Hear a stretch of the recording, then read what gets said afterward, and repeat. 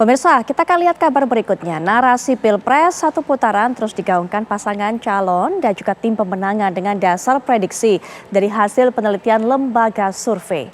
Hal itu pun ada yang setuju dan ada yang ragu juga dengan lembaga survei. Lebih baik menang Pilpres atau menang survei.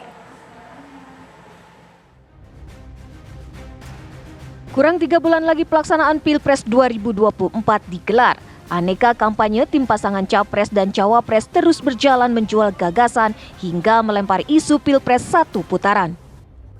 Masing-masing kandidat menerjunkan semua amunisi dan tokoh yang ikut terjun langsung ke akar rumput untuk meraih suara dan simpati pemilih. Akankah Pilpres berjalan satu putaran atau dua putaran? Dari kacamata survei, menurut pengamat politik bisa saja terjadi satu putaran dengan persentase satu kandidat sudah mencapai angka 40%. Kalau patokannya hasil survei dari sekitar 7 lembaga yang sudah punya track record cukup lama dalam melakukan survei, jadi yang mungkin baru-baru muncul atau jarang-jarang muncul saya tidak hitung di situ. Itu semuanya bukan semuanya, sebagian besar itu menunjukkan bahwa yang unggul adalah Prabowo Gibran, dan kalau saya lihat tren suaranya itu dari akhir Oktober ke awal November itu tren suaranya itu melebar ya.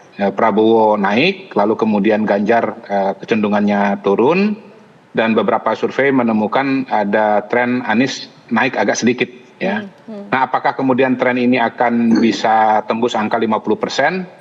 Tentunya kita perlu lihat data berikutnya, mungkin katakanlah sekitar awal Desember ini gitu.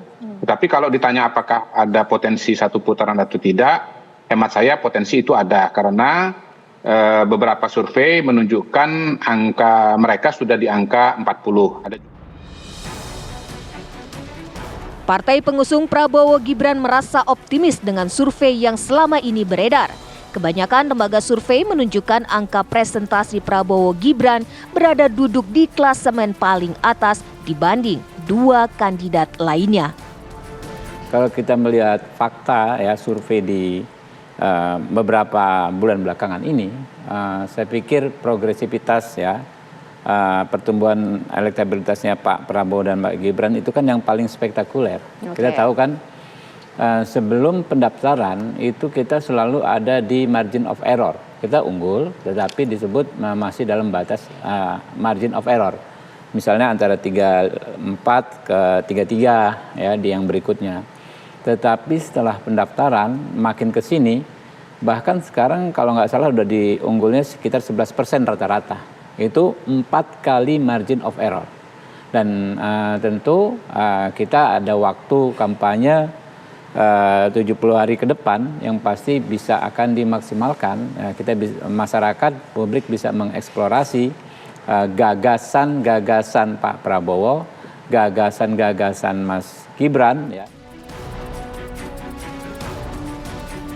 Namun angka-angka itu tidaklah mutlak karena penelitian atau survei pemilih ini sifatnya bukan permanen, melainkan terus berubah dan dinamis.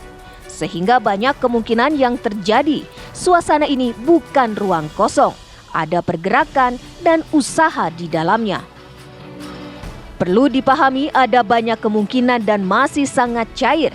Kadang ada di atas, kadang juga ada di bawah. Dan untuk saat ini sangat sulit untuk beropini satu putaran. Suasana kebatinan masyarakat hari ini dan yang dipotret ini adalah sesuatu yang dinamis, yang tentu saja bisa berubah, bisa bergeser, bisa naik, bisa turun. Jadi kita harus pahami, khususnya dalam politik, begitu banyak kemungkinan, begitu banyak possibilities, sehingga satu putaran bisa jadi, bisa terjadi. Tetapi kemudian kan ada rasionalisasi yang menjelaskan. Tetapi kami melihat bahwa dengan kontestasi 3 kandidat, kan ini bukan ruang kosong. Kami semua juga bekerja, saya yakin pasangan calon dengan seluruh timnasnya di timnas 1, 2, 3 masing-masing bekerja, masing-masing berusaha untuk memberikan yang terbaik, menyodorkan bahwa kandidatnya adalah memang yang paling pantas untuk memimpin bangsa ini. menurut saya ini masih sangat cair dan kita percaya bahwa kemudian yang ingin kita kedepankan adalah bagaimana kontestasi ini berjalan secara kredibel. Sementara itu, tim pemenangan pasangan Ganjar Mahfud MD tidak mau dininabobokan dengan lembaga-lembaga survei. Menurut mereka, pemenang Pilpres adalah pemenang yang memperoleh suara pemilih terbanyak dari pilihan masyarakat, bukan dari survei. Mereka menyayangkan adanya lembaga survei yang menyambi sebagai konsultan politik, karena bisa saja memunculkan angka-angka yang menggiring masyarakat kepada pasangan kandidat tertentu. Menurutnya, lebih baik menang Pilpres daripada menang survei. Kalau kami sendiri yakin bahwa kami ingin memastikan bahwa kemenangan itu ada di Pilpres, bukan di survei. Karena itulah lebih banyak akan bergerak ke akar rumput, bertemu langsung dengan masyarakat, ya. Kemudian juga tokoh-tokoh tentu saja juga diterjunkan, ya. Kalau di Ganjar Mahfud ada tokoh seperti Pak Sandiaga Uno yang juga ikut berkampanye untuk pasangan Ganjar Mahfud, dan kemudian juga menyapa apa yang menjadi persoalan-persoalan yang tengah tumbuh di masyarakat, ya. Mas Ganjar juga bicara misalnya ketika menemukan ada kreativitas di anak-anak Papua, tapi juga harus diciptakan juga kreatif hub juga di situ. Kemudian juga keluhan soal kenaikan bahan pokok, ya. Kalau bicara cuma survei itu kepuasan publik tinggi, tapi ternyata kenyataan yang ada di lapangan juga keluhan-keluhan masyarakat juga harus disampaikan. Tim TV One mengabarkan.